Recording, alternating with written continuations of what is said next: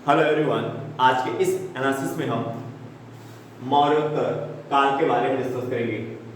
मौर्य साम्राज्य के बाद जो साम्राज्य आता है उसे हम मौर्योत्तर काल के नाम से जानते हैं।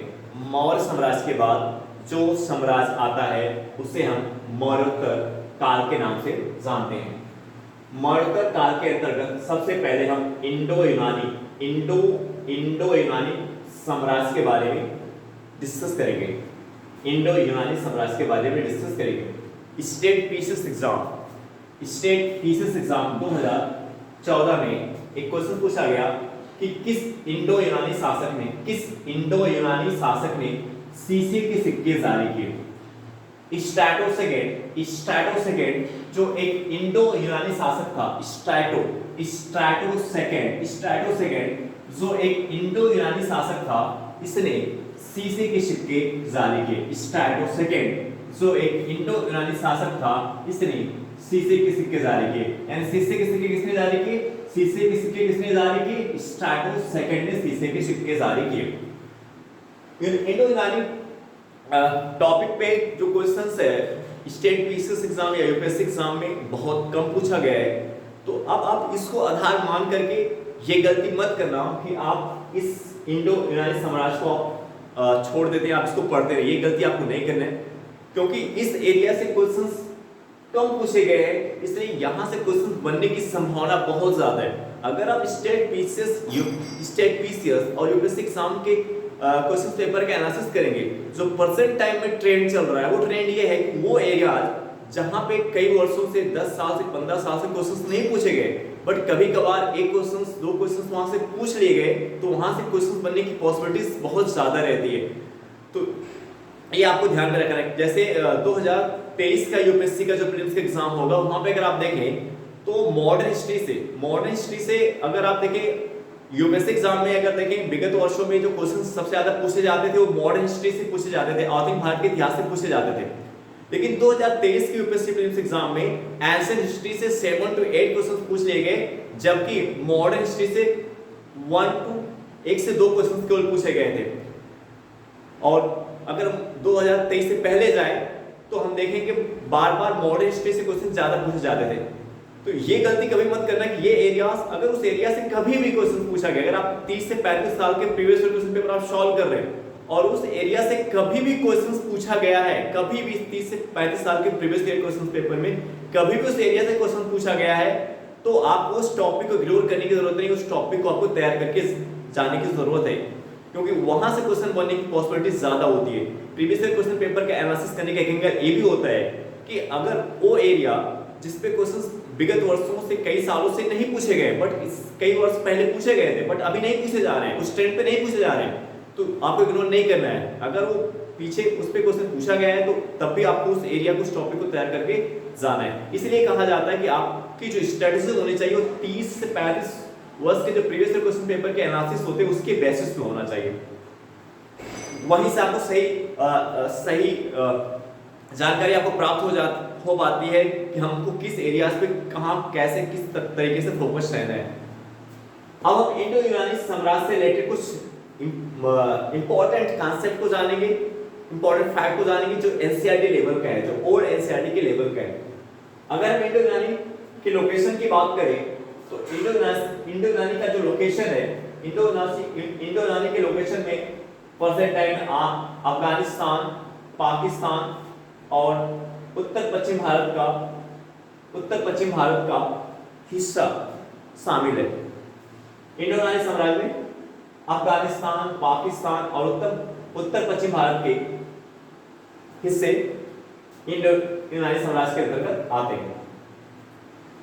इंडो यूनानी साम्राज्य मध्य एशिया के राजवंशों में से एक था।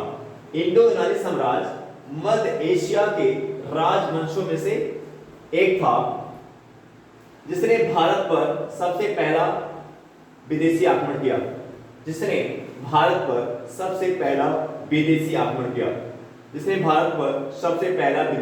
किया। इस इंडो यूनानी को बैक्ट्रिया के ग्रीक के नाम से भी जाना जाता है। इस इंडो यूनानी को बैक्ट्रिया के ग्रीक के नाम से भी जाना जाता है और बैक्ट्रिया के ग्रीकों ने ही भारत पर सबसे पहले विदेशी आक्रमण किया। इंडो यूनानी साम्राज्य की स्थापना किसने किया था? डेमेट्रियस ने किया था। इंडो यूनानी साम्राज्य की स्थापना किसने किया था? डेमेट्रियस ने इंडो यूनानी साम्राज्य की स्थापना की थी।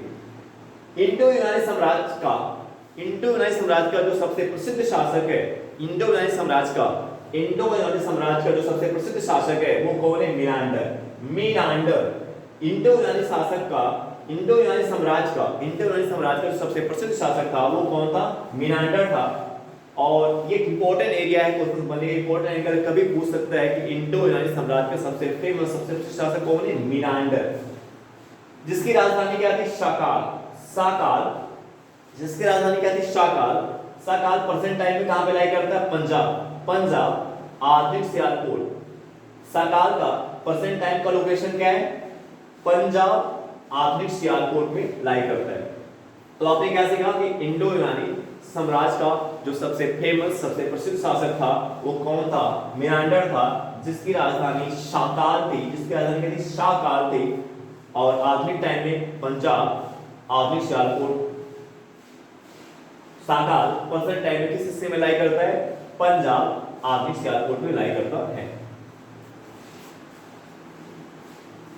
एक इंपॉर्टेंट ग्रंथ है मिलिंद पन्नो। इस पॉइंट में क्वेश्चन पूछा जा चुका है स्टेट पेज एग्जाम में, मिलिंद पन्नो ग्रंथ पर। जो मिलिंद पन्नो ग्रंथ है, इसमें नागसेन के साथ मीनांडर के द्वारा की गई वाद विवाद का विस्तृत विवरण मिलता है। मिलिंद पन्नो ग्रंथ में नागसेन के साथ मीनांडर के द्वारा की गई वाद विवाद का विस्तृत विवरण मिलता है। मिलिंद पन्नो ग्रंथ में नागसेन के साथ मीनांडर के द्वारा की गई वाद विवाद का विस्तृत विवरण हमें प्राप्त होता है। अगर हम नागसेन की बात करें, जो नागसेन है, नागसेन एक प्रसिद्ध बौद्ध दार्शनिक था। नागसेन एक प्रसिद्ध बौद्ध दार्शनिक था और इस वाद विवाद में मीनांडर ने इंडो यूनानी शासक मीनांडर ने नागसेन से बौद्ध धर्म से जुड़े कई सवाल पूछे। इस मिलिंद पन्नो ग्रंथ में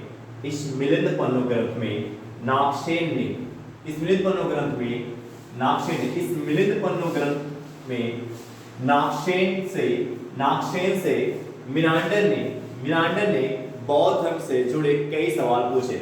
मीनांडर ने नागसेन से बौद्ध धर्म से जुड़े कई सवाल पूछे। किस ग्रंथ में? मिलिंद पन्नो ग्रंथ में। मिलिंद पन्नो ग्रंथ के अंतर्गत हमें ये देखने को मिलता है कि मीनांडर ने बौद्ध धर्म से रिलेटेड नागसेन से कई क्वेश्चंस किए, कई सवाल पूछे। नागसेन कौन था? एक प्रसिद्ध बौद्ध दार्शनिक था और नागसेन के प्रभाव में आकर